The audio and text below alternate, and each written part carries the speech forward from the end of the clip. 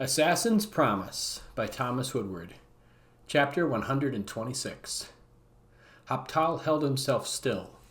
He stood atop a barren rock outcropping, hundreds of spans above a wide stretch of desert. Below was his prey. He had followed his target in a wide circle as the man had led him unwittingly to this spot. Over the past few days, Hoptal had tightened the circle, drawing ever closer to the small man. The hunger had begun. The pain tore through his arms and torso as he stood atop the mountain of red rock. He had successfully fought for nearly a third hour now.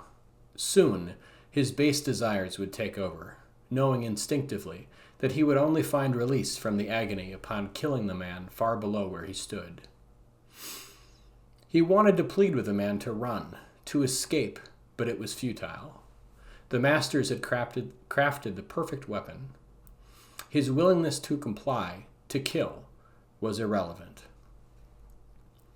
His body would comply whether he chose to or not. Hoptal had seen the man struggle below for his life against the great serpent. The diamond-headed serpent resembled Resham's terrible god. It was the key to Hoptal's creation, to his unmaking and rebirth. He had watched silently, knowing there was nothing he could do to save the man, for if he moved, the hunger would overtake his will and drive him to kill again.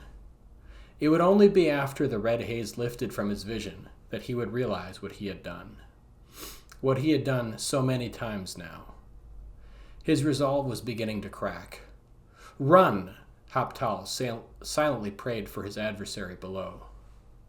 With no mouth to speak, he could not even warn the man of his untimely demise. With eyes that only saw gray, he regarded his strange, blackened arms. The muscles rippled, demanding him to act. His body writhed beneath the agony, but he lost himself in it. Every moment of agony was proof of his silent struggle. No one would know of his war against the masters and their dark wishes. Eyes that stared bleakly ahead sat unblinking. He could feel the false rage contaminating his consciousness, taking over, the desire to rip, to shred, to destroy.